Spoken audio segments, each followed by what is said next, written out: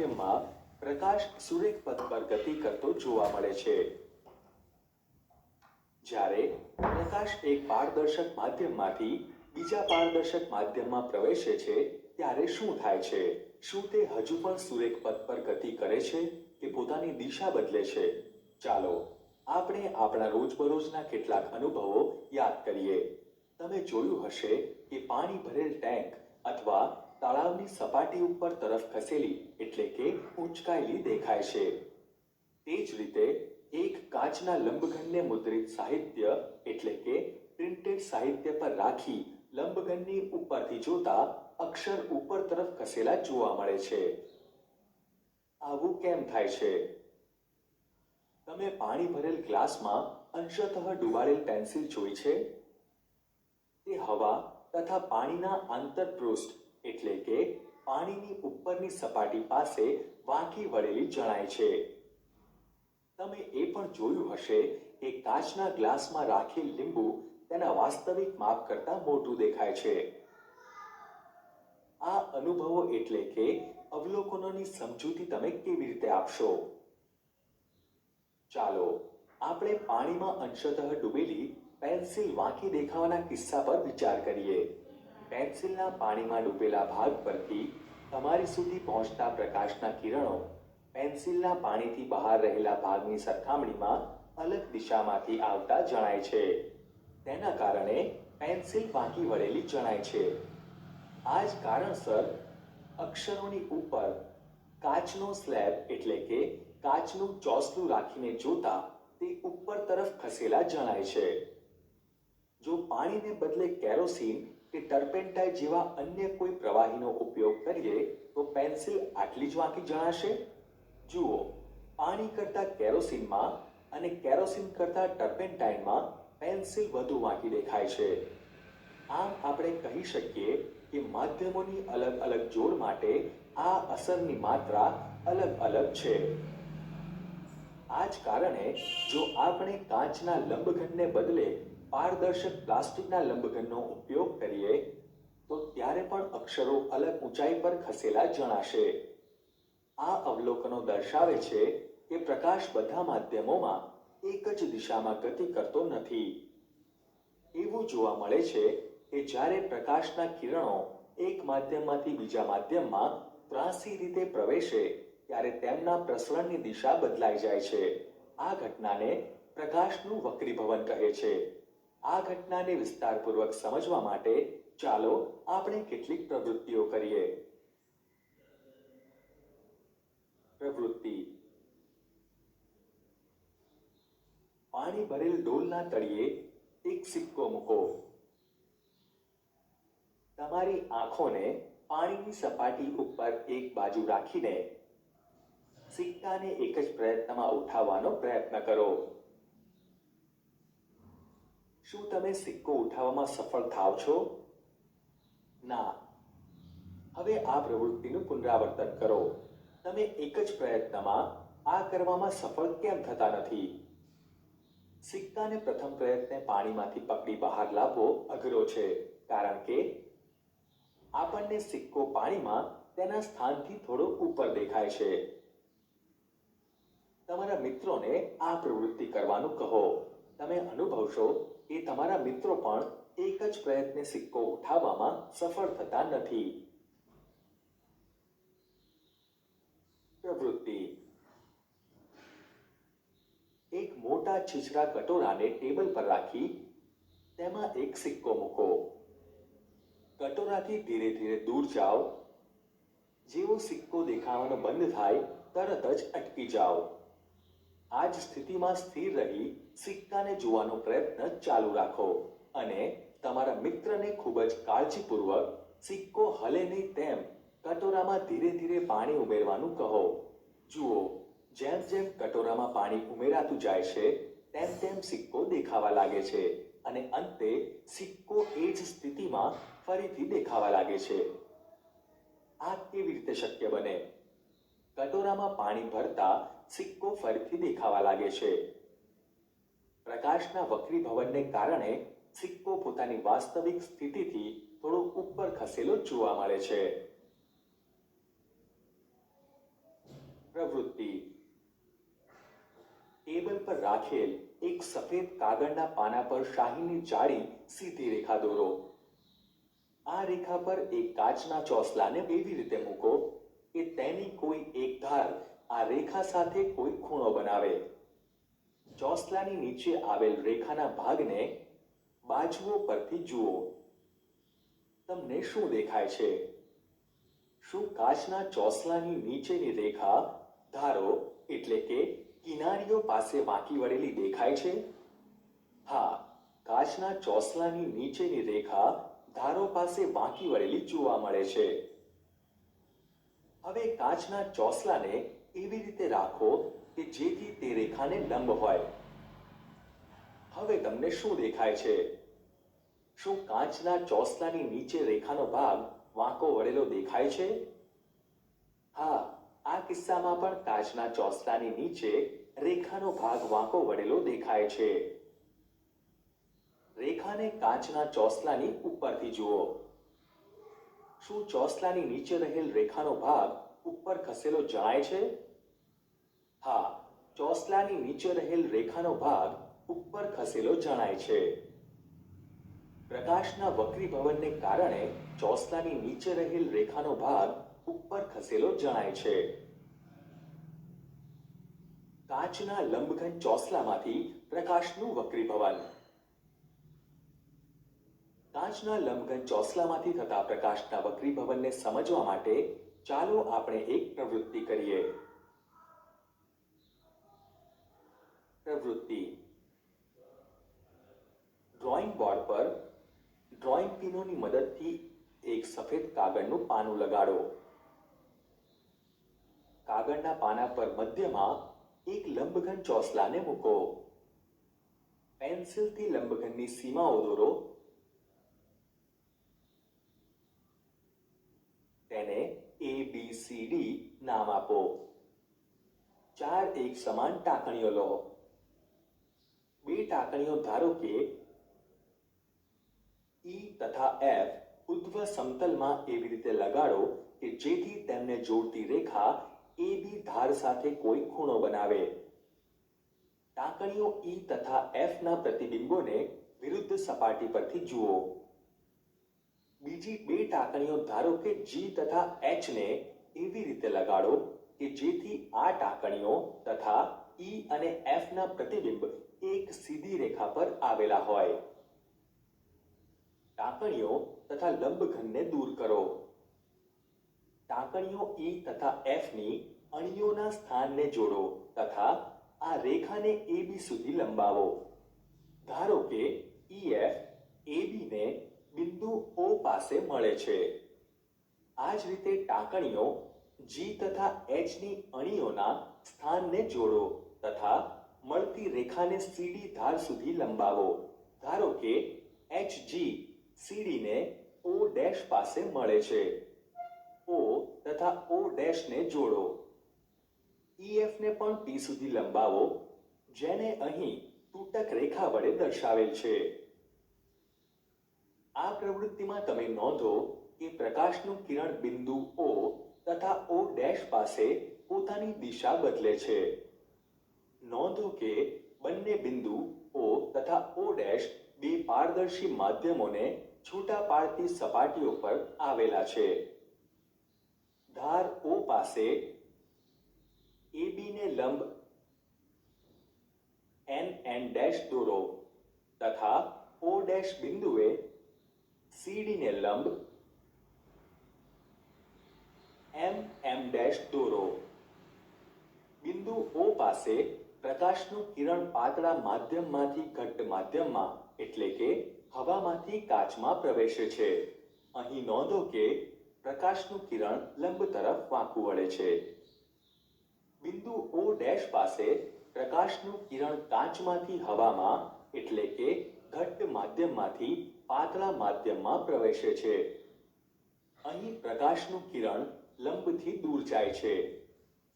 જુઓ, અહીં બંને પારદર્શી માધ્યમોને છૂટા પાડતી વક્રીકારક એટલે કે વક્રીભવનકારક સપાટીઓ AB અને CD પાસે આપાત કોણ તથા વક્રીભવન કોણના મૂલ્યો અલગ અલગ છે.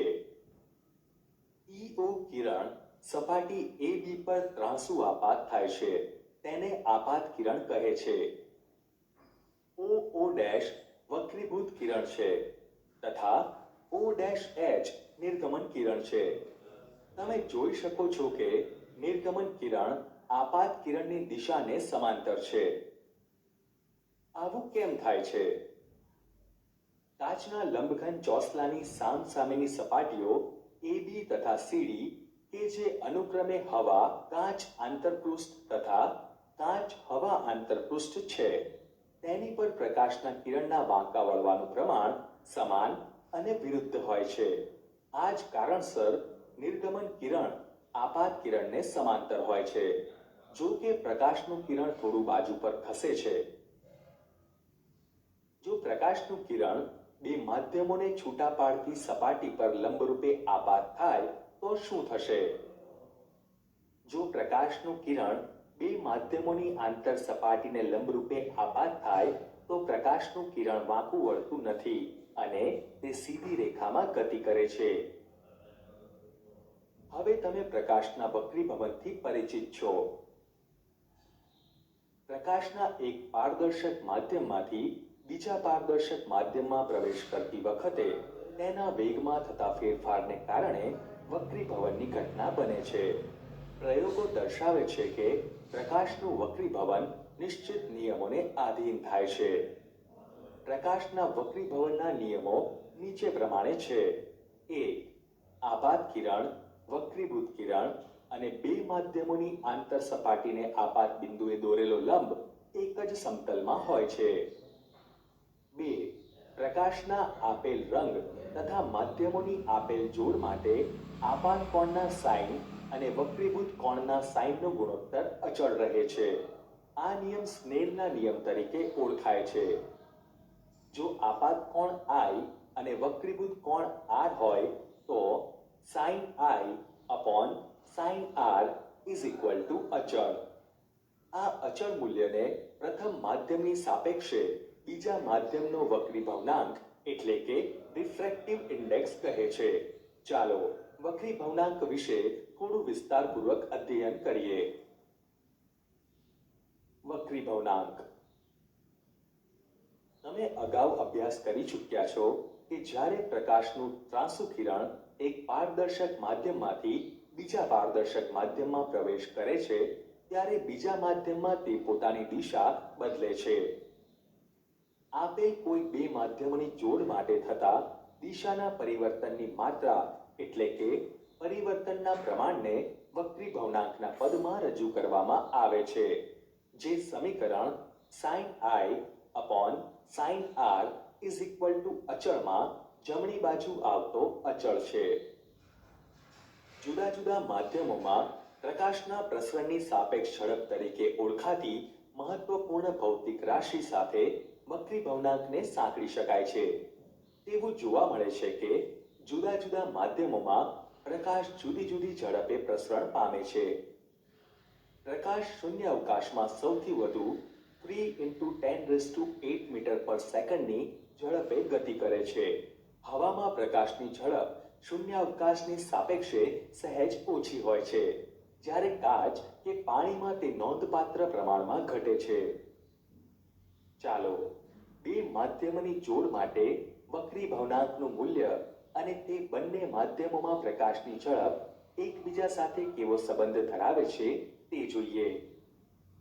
આકૃતિમાં દર્શાવ્યા અનુસાર પ્રકાશના એક કિરણનો વિચાર કરો જે માધ્યમ 1 માંથી માધ્યમ 2 માં ગતિ કરી રહ્યું છે. ધારો કે માધ્યમ 1 માં પ્રકાશની ઝડપ v1 તથા માધ્યમ 2 માં v2 છે. માધ્યમ 2 નો માધ્યમ 1 ની સાપેક્ષે વક્રીભવનાંક માધ્યમ 1 માં પ્રકાશની ઝડપ તથા માધ્યમ 2 માં પ્રકાશની ઝડપના ગુણોત્તર દ્વારા રજૂ કરવામાં આવે છે, જેને n21 સંજ્ઞા વડે રજૂ કરવામાં આવે છે.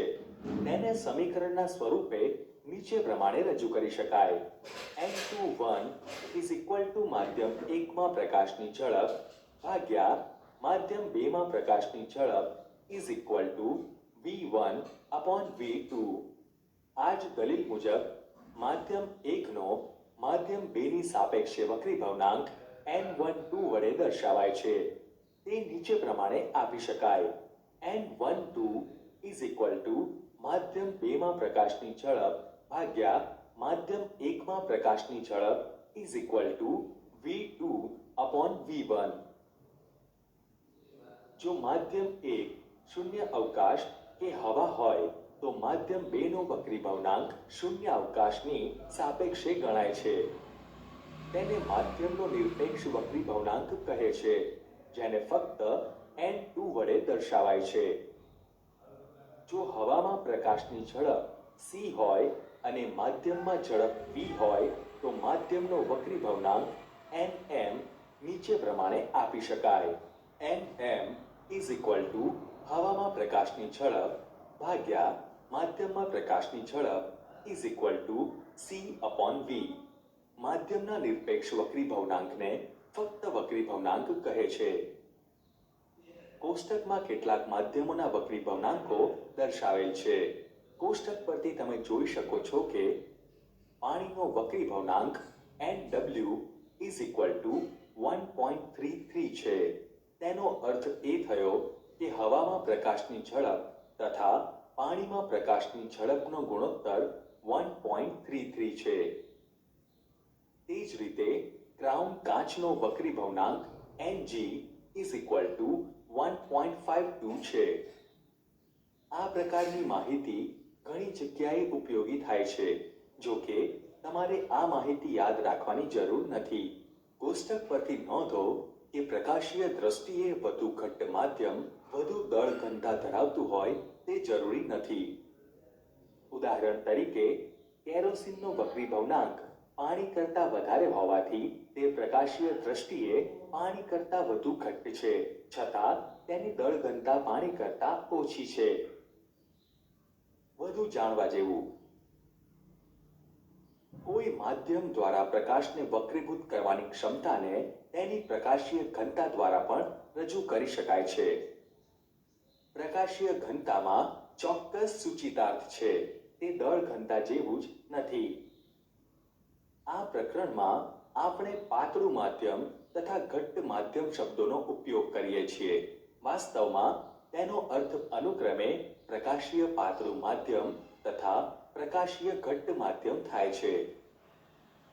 આપણે ક્યારે એમ કહી શકીએ કે કોઈ માધ્યમ બીજા માધ્યમની સાપેક્ષે પ્રકાશીય ઘટ્ટ છે? બે માધ્યમોની સરખામણી કરતી વખતે વધારે વક્રીભવનાંક ધરાવતું માધ્યમ બીજા માધ્યમની સાપેક્ષે પ્રકાશીય ઘટ્ટ છે, જ્યારે બીજું ઓછો વક્રીભવનાંક ધરાવતું માધ્યમ પ્રકાશીય પાતળું માધ્યમ છે. પાતળા માધ્યમમાં પ્રકાશની ઝડપ ઘટ્ટ માધ્યમની સાપેક્ષે વધારે હોય છે. આમ પાતળા માધ્યમમાંથી ઘટ્ટ માધ્યમમાં જતી વખતે પ્રકાશનું કિરણ ધીમું પડે છે તથા લંબ તરફ વાંકું વળે છે. જ્યારે તે ઘટ્ટ માધ્યમમાંથી પાતળા માધ્યમમાં જાય છે ત્યારે તેની ઝડપ વધી જાય છે તથા તે લંબથી દૂર જાય છે. પ્રશ્નો. પ્રશ્ન 1. હવામાં ગતિ કરતું પ્રકાશનું કિરણ પાણીમાં ત્રાંસુ પ્રવેશે છે. શું પ્રકાશનું કિરણ લંબ તરફ વાંકું વળશે કે લંબથી દૂર જશે? કેમ? જવાબ. હવામાંથી પાણીમાં ત્રાંસુ પ્રવેશતું પ્રકાશનું કિરણ લંબ તરફ વાંકું વળે છે. હવા પાણીની સાપેક્ષે પ્રકાશીય પાતળું માધ્યમ છે. અહીં પ્રકાશનું કિરણ પાતળા માધ્યમમાંથી ઘટ્ટ માધ્યમમાં પ્રવેશતું હોવાથી તે લંબ તરફ વાંકું વળે છે. પ્રશ્ન 2.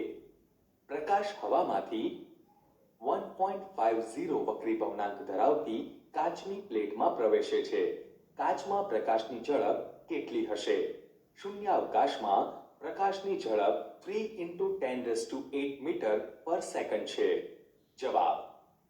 જો હવામાં પ્રકાશની ઝડપ c હોય અને માધ્યમમાં ઝડપ v હોય તો માધ્યમનો વક્રીભવનાંક nm નીચે પ્રમાણે આપી શકાય. nm ઇઝ ઇક્વલ ટુ હવામાં પ્રકાશની ઝડપ ભાગ્યા માધ્યમમાં પ્રકાશની ઝડપ is equal two c upon v. Therefore 1.5 is equal to 3 into 10 raised to 8 upon V. Therefore, V is equal to 3 into 10 raised to 8 upon 1.5. Therefore, V is equal to 2 into 10 raised to 8 meter per second. પ્રશ્ન 3. કોષ્ટકમાંથી સૌથી વધુ પ્રકાશીય ઘનતા ધરાવતું માધ્યમ શોધો. લઘુત્તમ પ્રકાશીય ઘનતા ધરાવતું માધ્યમ પણ શોધો. જવાબ. કોષ્ટક પરથી જોઈ શકાય કે હીરાનો વક્રી ભવનાંક 2.42 એ સૌથી વધુ છે. આથી હીરો એ સૌથી વધુ પ્રકાશીય ઘનતા ધરાવતું માધ્યમ છે, જ્યારે વાયુનો વક્રી ભવનાંક 1.0003 એ સૌથી ઓછો છે. આથી વાયુ એ લઘુત્તમ પ્રકાશીય ઘનતા ધરાવતું માધ્યમ છે. પ્રશ્ન 4. તમને કેરોસીન, ટર્પેન્ટાઇન તથા પાણી આપેલ છે. આ પૈકી શેમાં પ્રકાશ સૌથી વધુ ઝડપથી ગતિ કરશે? જવાબ. આપણે જાણીએ છીએ કે પ્રકાશીય પાતળા માધ્યમમાં પ્રકાશની ઝડપ પ્રકાશીય ઘટ્ટ માધ્યમની સાપેક્ષે વધુ હોય છે. કોષ્ટકમાં આપેલ માહિતી પરથી કેરોસીન, ટર્પેન્ટાઇન અને પાણી પૈકી પાણી એ પ્રકાશીય રીતે સૌથી પાતળું માધ્યમ છે. માટે પ્રકાશનું કિરણ પાણીમાં સૌથી વધુ ઝડપથી ગતિ કરશે. પ્રશ્ન 5. હીરાનો વક્રી ભવનાંક 2.42 છે. આ વિધાનનો શું અર્થ થાય? જવાબ. હીરાનો વક્રી ભવનાંક ND is equal to 2.42 છે. તેનો અર્થ એ થયો કે હવામાં પ્રકાશની ઝડપ તથા હીરામાં પ્રકાશની ઝડપનો ગુણોત્તર 2.42 છે. કોષ્ટકમાં આપેલ તમામ દ્રવ્ય પદાર્થોની સરખામણીએ હીરામાં પ્રવેશતું પ્રકાશનું કિરણ સૌથી ધીમી ઝડપથી ગતિ કરશે અને તે લંબ તરફ સૌથી વધુ વાંકું વળશે. ગોળીય લેન્સ દ્વારા થતું વક્રીભવન. ઘડિયાળીને અત્યંત સૂક્ષ્મ ભાગોને જોવા માટે મેગ્નિફાઇંગ ગ્લાસ એટલે કે બિલોરી કાચનો ઉપયોગ કરતો તમે જોયો હશે. શું તમે આવા મેગ્નિફાઇંગ ગ્લાસની સપાટીને તમારા હાથ વડે સ્પર્શ કર્યો છે ખરો? તે સમતલ સપાટી છે કે વક્ર? શું એ મધ્યમાં જાડો છે કે ધાર પાસે જાડો છે? ચશ્મામાં વપરાતા કાચ અને ઘડિયાળી જે કાચ ઉપયોગમાં લે છે તે લેન્સના ઉદાહરણો છે. લેન્સ શું છે? તે પ્રકાશના કિરણોને કેવી રીતે વાંકા વાળે છે? આપણે આ વિભાગમાં એ અંગેની ચર્ચા કરીશું. જેની એક અથવા બંને સપાટીઓ વક્ર હોય તેવું પારદર્શક દ્રવ્ય લેન્સની રચના કરે છે. આનો અર્થ એ થયો કે લેન્સ ઓછામાં ઓછી એક વક્ર સપાટી વડે ઘેરાયેલો છે. આવા લેન્સની બીજી સપાટી સમતલ હોય છે. લેન્સની બંને સપાટીઓ બહારની તરફ ઉપસેલી હોય તો તેને દ્વિબહિર્ગોળ લેન્સ કહે છે. તેને સામાન્ય રીતે બહિર્ગોળ લેન્સ કહે છે. આ લેન્સ છેડાઓની સાપેક્ષે મધ્યમાંથી જાડો હોય છે. બહિર્ગોળ લેન્સ પ્રકાશના કિરણોનું અભિસરણ કરે છે. તેથી બહિર્ગોળ લેન્સને અભિસારી લેન્સ પણ કહે છે. આ જ પ્રમાણે દ્વિઅંતર્ગોળ લેન્સની બંને સપાટીઓ અંદર તરફ વળેલી હોય છે. તે મધ્ય કરતા છેડાઓ પાસેથી જાડો હોય છે. આવા લેન્સ પ્રકાશના કિરણોનું અપસરણ કરે છે. આવા લેન્સને અપસારી લેન્સ પણ કહે છે. દ્વિઅંતર્ગોળ લેન્સને સામાન્ય રીતે અંતર્ગોળ લેન્સ કહે છે. બહિર્ગોળ અથવા અંતર્ગોળ લેન્સને બે વક્ર સપાટીઓ હોય છે. આ દરેક વક્ર સપાટી ગોળાનો જ એક ભાગ હોય છે. આ ગોળાઓના કેન્દ્રોને લેન્સના વક્રતા કેન્દ્રો કહે છે. સામાન્ય રીતે લેન્સના વક્રતા કેન્દ્રને મૂળાક્ષર કેપિટલ C વડે દર્શાવવામાં આવે છે. લેન્સને બે વક્રતા કેન્દ્રો હોવાથી આપણે તેમને C1 અને C2 વડે દર્શાવીએ છીએ.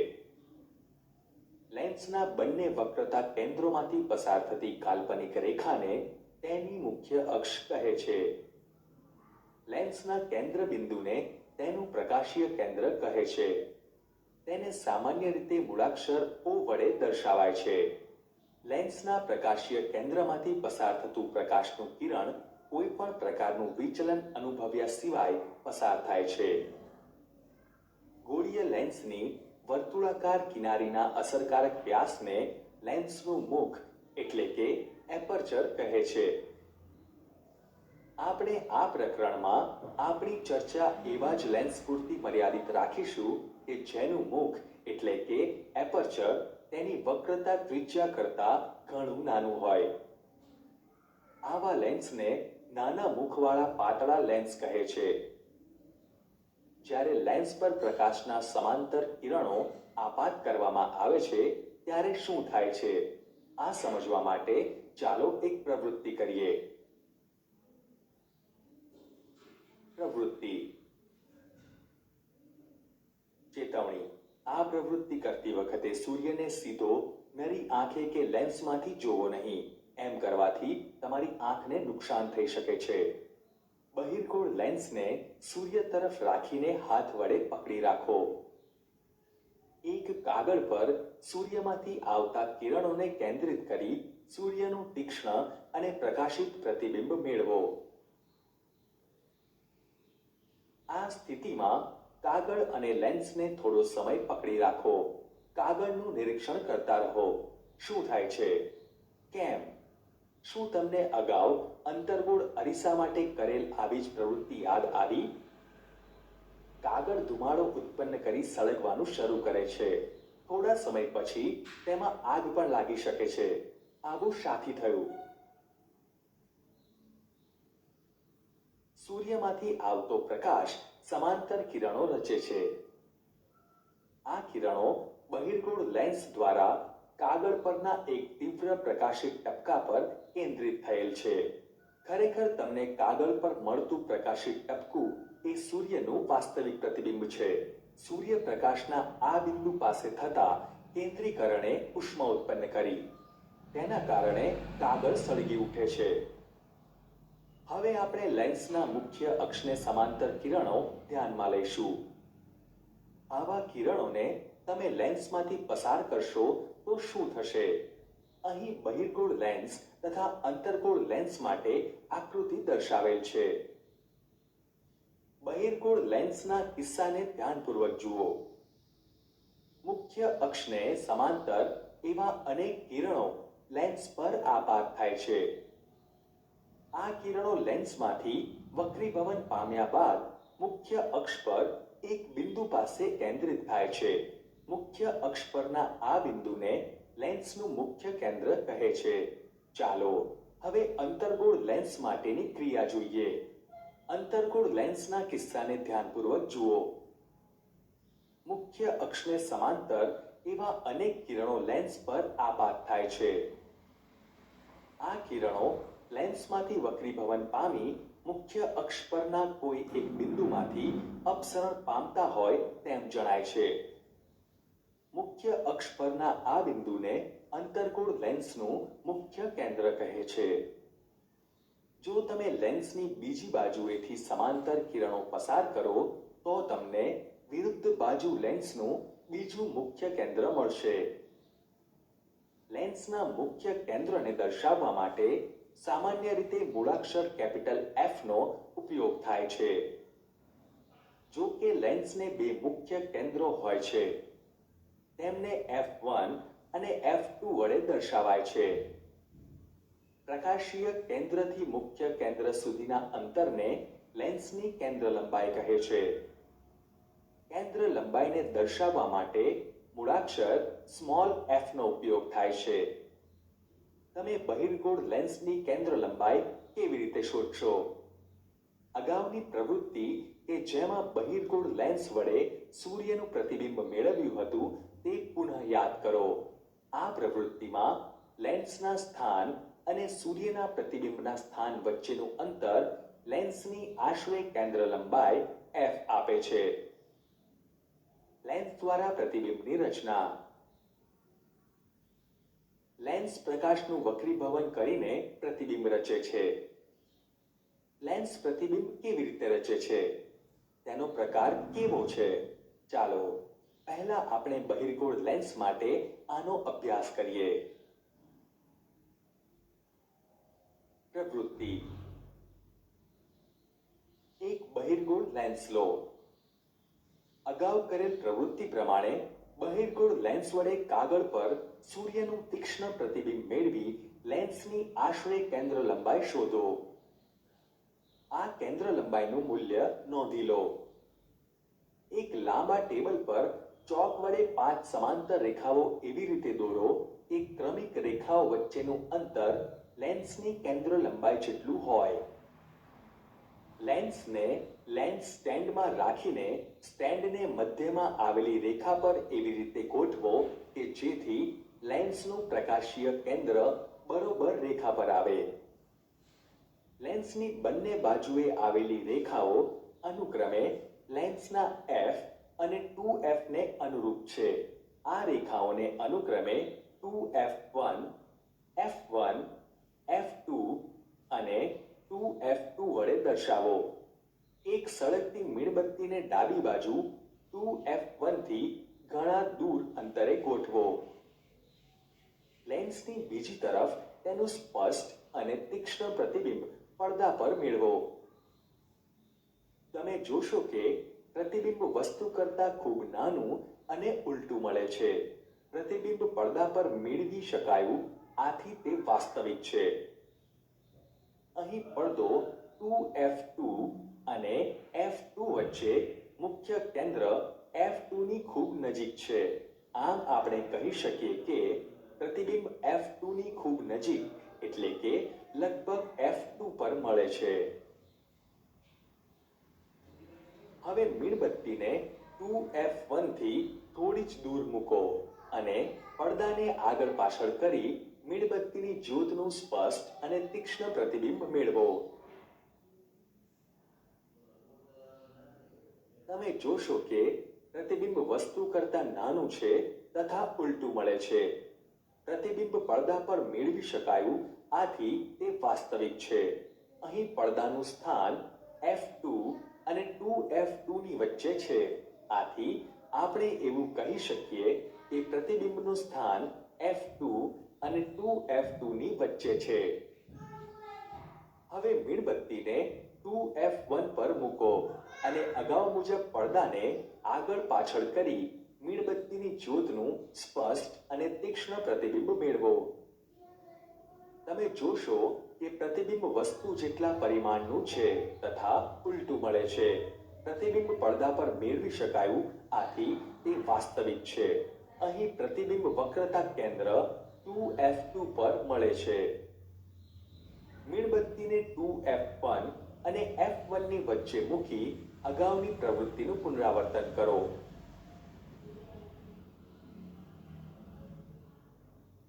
તમે જોશો કે પ્રતિબિંબ વસ્તુ કરતાં મોટું છે તથા ઉલટું મળે છે. પ્રતિબિંબ પડદા પર મેળવી શકાયું, આથી તે વાસ્તવિક છે. અહીં પ્રતિબિંબ 2F2 થી દૂર મળે છે. હવે મીણબત્તીને F1 પર મૂકી અગાઉની પ્રવૃત્તિનું પુનરાવર્તન કરો. તમને પડદા પર પ્રકાશિત ભાગ દેખાશે, પરંતુ મીણબત્તીની જ્યોત જેવું કંઈ પડદા પર દેખાશે નહીં. પડદો આગળ પાછળ કરતા પણ પ્રતિબિંબ સ્પષ્ટ થતું નથી. હવે તમે લેન્સમાં જુઓ. તમને લેન્સમાં પણ મીણબત્તીનું સ્પષ્ટ પ્રતિબિંબ દેખાતું નથી. અહીં પ્રતિબિંબનું સ્થાન ખૂબ જ દૂર એટલે કે અનંત અંતરે હોય છે અને પ્રતિબિંબ ખૂબ જ મોટું હોય છે. પ્રતિબિંબ અનંત અંતરે પડદા પર મેળવી શકાતું હોવાથી તે વાસ્તવિક હોય છે. હવે મીણબત્તીને F1 અને O ની વચ્ચે મૂકી અગાઉની પ્રવૃત્તિનું પુનરાવર્તન કરો. અહીં તમને પડદા પર ઝાંખો પ્રકાશિત ભાગ દેખાશે, પરંતુ મીણબત્તીની જ્યોત જેવું કંઈ પડદા પર દેખાશે નહીં. હવે તમે લેન્સમાં જુઓ. આ વખતે તમને લેન્સમાં મીણબત્તીની જ્યોતનું ચત્તું અને વિવર્ધિત પ્રતિબિંબ દેખાશે. અહીં પ્રતિબિંબ લેન્સની જે તરફ મીણબત્તી હોય તે જ બાજુ તરફ મળે છે અને પડદા પર મેળવી શકાતું નથી. આથી આ પ્રતિબિંબ કાલ્પનિક એટલે કે આભાસી છે. ચાલો હવે આપણે આ પ્રવૃત્તિ દરમિયાન લીધેલા અવલોકનોને એક કોષ્ટકમાં નોંધીએ. વસ્તુ 2f1 થી ઘણે દૂર એટલે કે અનંત અંતરે હોય ત્યારે તેનું પ્રતિબિંબ અરીસાના મુખ્ય કેન્દ્ર f2 પર મળે છે. પ્રતિબિંબનું માપ એટલે કે સાઇઝ અત્યંત સૂક્ષ્મ બિંદુવત હોય છે. પ્રતિબિંબ વાસ્તવિક અને ઉલટું હોય છે. વસ્તુ 2f1 થી થોડે દૂર હોય ત્યારે તેનું પ્રતિબિંબ f2 અને 2f2 ની વચ્ચે મળે છે. પ્રતિબિંબનું માપ વસ્તુ કરતાં નાનું હોય છે. પ્રતિબિંબ વાસ્તવિક અને ઉલટું હોય છે. વસ્તુ 2f1 પર હોય ત્યારે તેનું પ્રતિબિંબ 2f2 પર મળે છે. પ્રતિબિંબનું માપ વસ્તુ જેટલું જ હોય છે. પ્રતિબિંબ વાસ્તવિક અને ઉલટું હોય છે. વસ્તુ 2f1 અને f1 ની વચ્ચે હોય ત્યારે તેનું પ્રતિબિંબ 2f2 થી દૂર મળે છે. પ્રતિબિંબનું માપ વસ્તુ કરતાં મોટું હોય છે. પ્રતિબિંબ વાસ્તવિક અને ઉલટું હોય છે. વસ્તુ f1 પર હોય ત્યારે તેનું પ્રતિબિંબ અનંત અંતરે મળે છે. પ્રતિબિંબનું માપ વસ્તુ કરતાં ખૂબ જ મોટું હોય છે. પ્રતિબિંબ વાસ્તવિક અને ઉલટું હોય છે.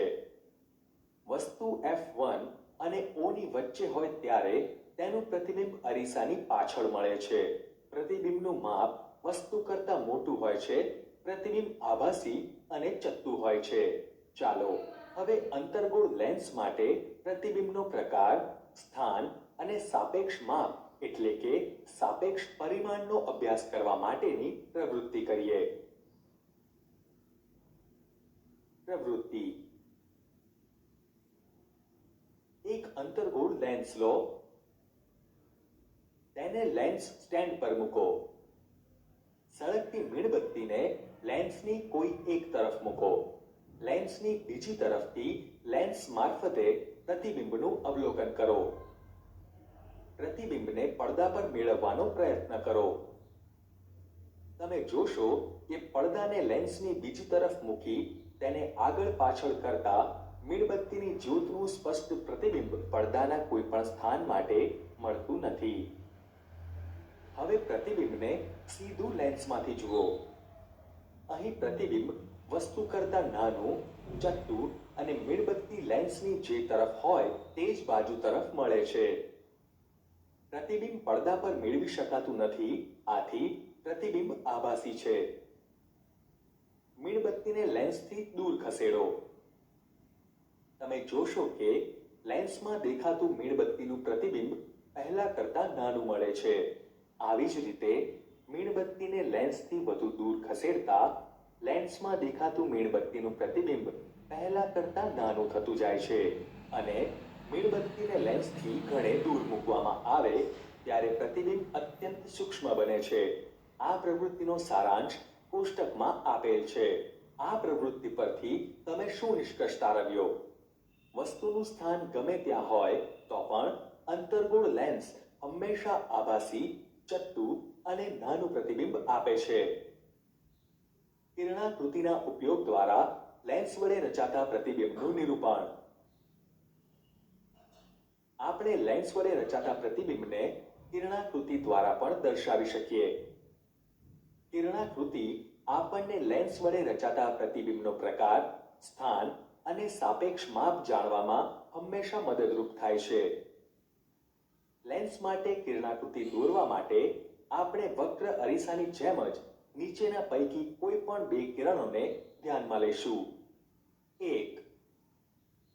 વસ્તુ પરથી આવતું મુખ્ય અક્ષને સમાંતર પ્રકાશનું કિરણ બહિર્ગોળ લેન્સ દ્વારા વક્રીભવન પામી લેન્સની બીજી તરફના મુખ્ય કેન્દ્રમાંથી પસાર થાય છે. અંતર્ગોળ લેન્સના કિસ્સામાં કિરણ લેન્સની તેજ બાજુ પરના મુખ્ય કેન્દ્રમાંથી અપસરણ પામતું હોય તેવો ભાસ થાય છે. 2. બહિર્ગોળ લેન્સના મુખ્ય કેન્દ્રમાંથી પસાર થતું કિરણ લેન્સમાંથી વક્રીભવન પામી મુખ્ય અક્ષને સમાંતર નિર્ગમન પામે છે. અંતર્ગોળ લેન્સના કિસ્સામાં લેન્સની બીજી બાજુના મુખ્ય કેન્દ્ર તરફ જતું લાગે તેવું આપાત કિરણ લેન્સમાંથી વક્રીભવન પામી લેન્સની બીજી બાજુ મુખ્ય અક્ષને સમાંતર નિર્ગમન પામે છે. 3. લેન્સના પ્રકાશીય કેન્દ્રમાંથી પસાર થતું કિરણ વિચલન પામ્યા સિવાય નિર્ગમન પામે છે. બહિર્ગોળ લેન્સ દ્વારા કેટલાક જુદા જુદા વસ્તુ સ્થાન માટે પ્રતિબિંબની રચના દર્શાવતી કિરણાકૃતિઓ ધ્યાનથી જુઓ.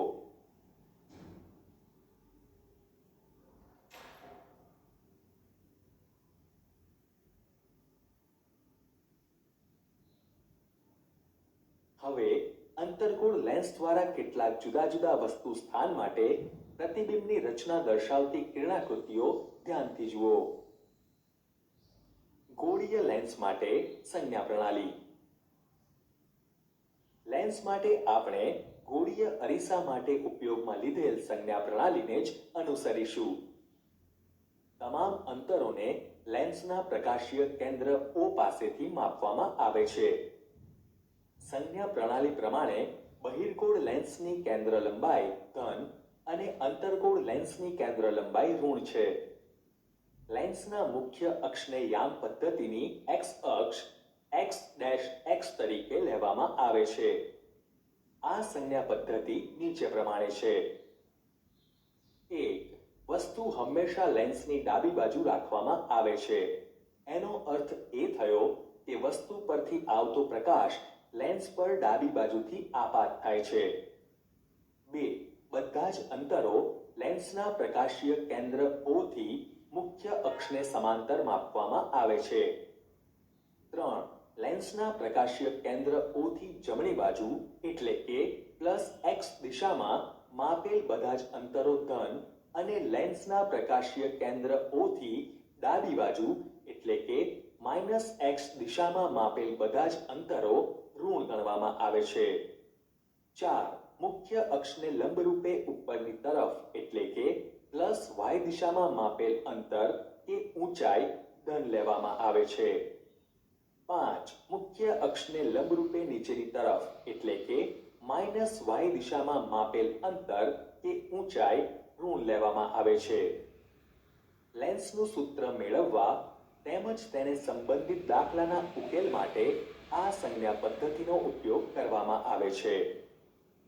તમારે u, v, f, વસ્તુ ઊંચાઈ h અને પ્રતિબિંબ ઊંચાઈ h' માટે યોગ્ય ચિહ્નો સંજ્ઞા પ્રણાલી પ્રમાણે વાપરવા. લેન્સ સૂત્ર અને મોટવણી. ગોળીય અરીસાની જેમ ગોળીય લેન્સ માટે પણ આપણને સૂત્ર મળે છે. આ સૂત્ર વસ્તુ અંતર u, પ્રતિબિંબ અંતર v અને કેન્દ્ર લંબાઈ f વચ્ચેનો સંબંધ દર્શાવે છે. લેન્સ સૂત્ર નીચે મુજબ દર્શાવવામાં આવે છે.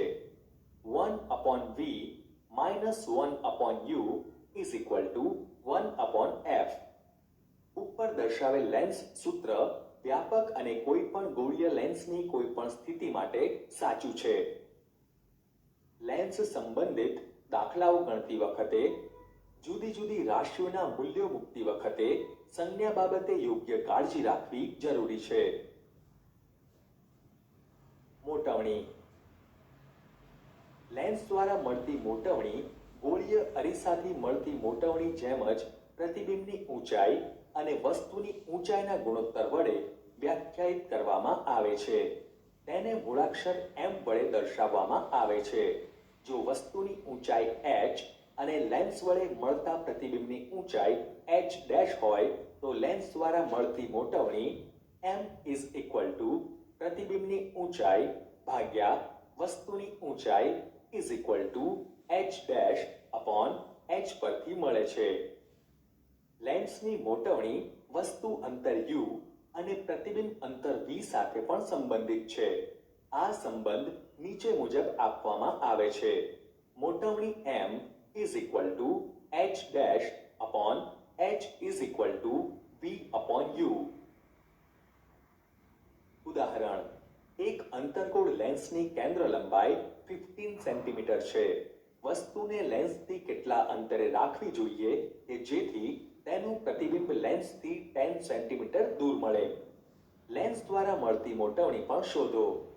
ઉકેલ.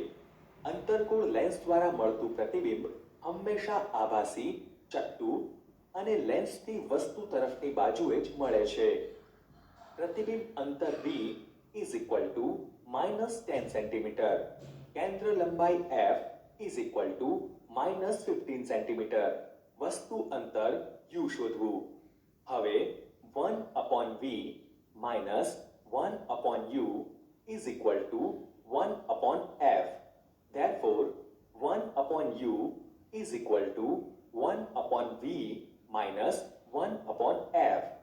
Therefore, 1/u is equal to 1/-10 minus 1/-15 is equal to -1/10 plus 1/15.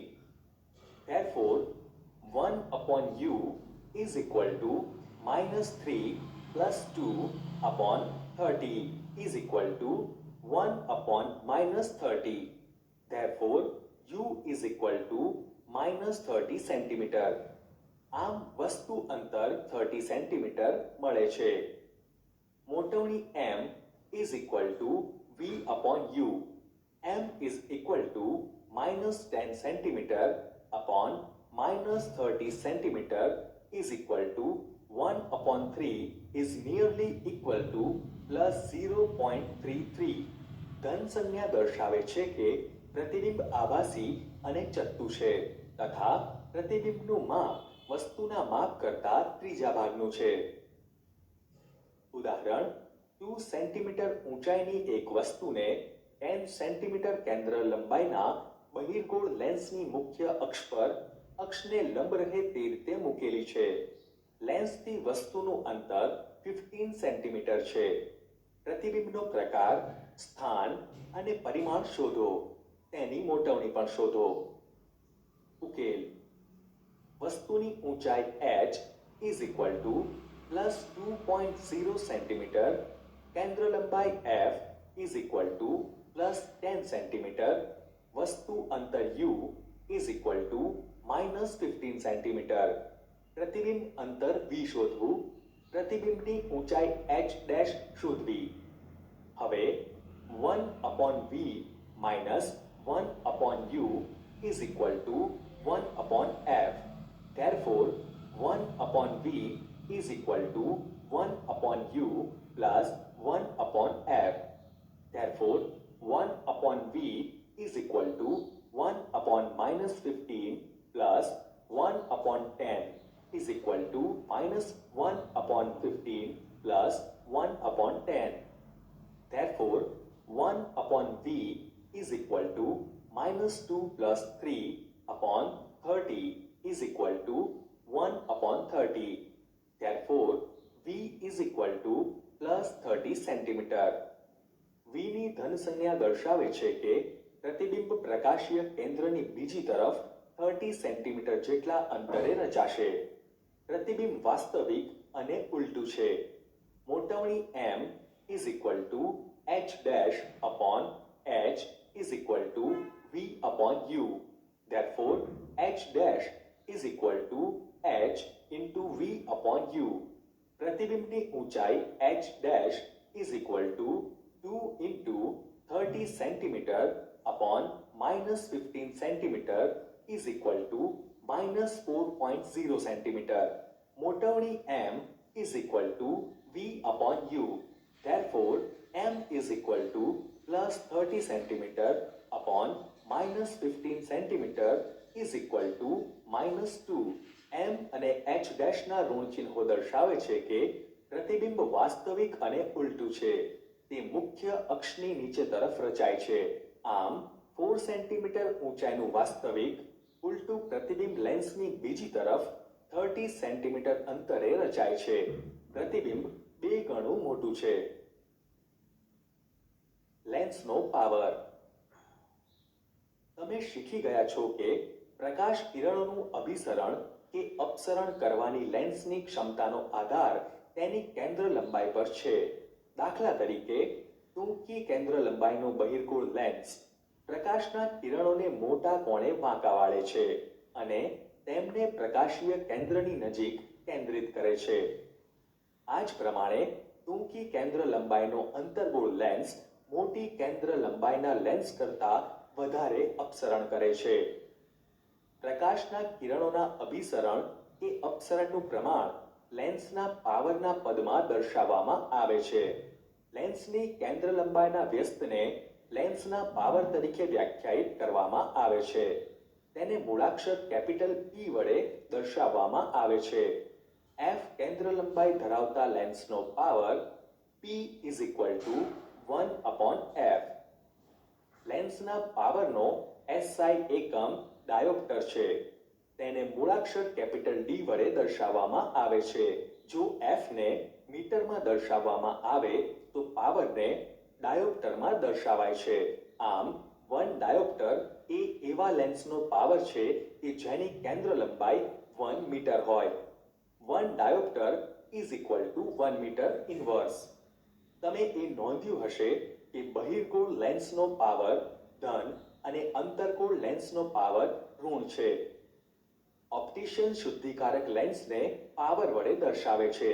ધારો કે સૂચવેલા લેન્સનો પાવર +2.0 ડાયોપ્ટર છે. એનો અર્થ એમ થાય કે સૂચવેલ લેન્સ બહિર્ગોળ લેન્સ છે.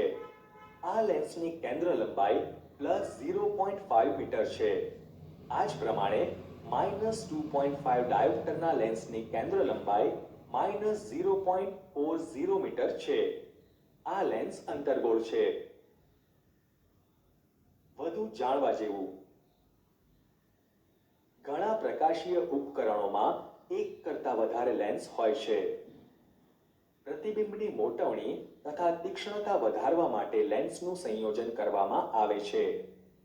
સંયોજનમાં રાખેલા n લેન્સનો કુલ પાવર એ દરેક લેન્સના વ્યક્તિગત power P1, P2, P3 up to Pn ના બેઝિક સરવાળા જેટલો હોય છે.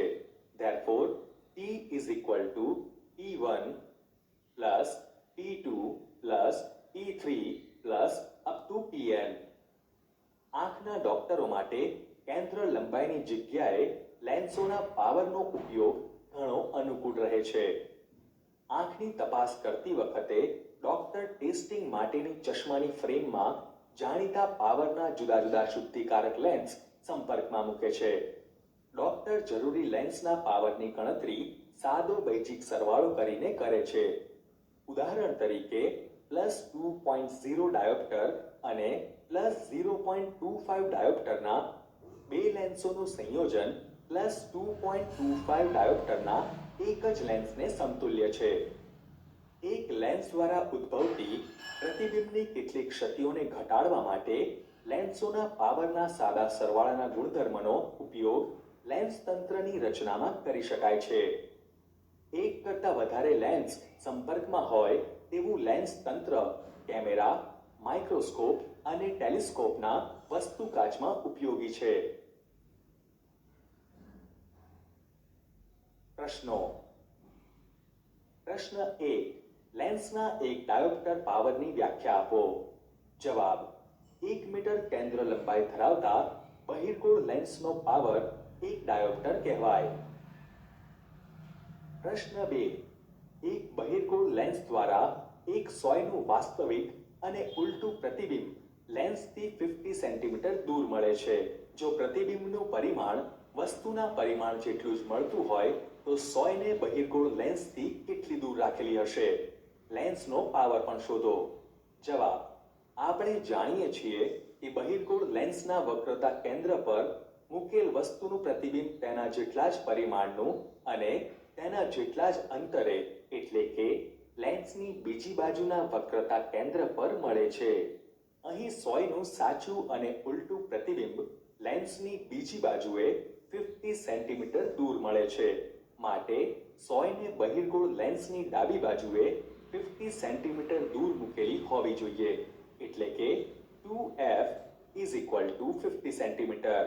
Therefore, f is equal to 25 centimeter is equal to 0.25 meter. Power P is equal to 1 upon f is equal to 1 upon 0.25 meter is equal to 4 diopter. પ્રશ્ન 3. 2 metre કેન્દ્ર લંબાઈ ધરાવતા અંતર્ગોળ લેન્સનો power શોધો. જવાબ. power P is equal to 1 upon F is equal to 1 upon minus 2 meter is equal to minus 0.5 diopter.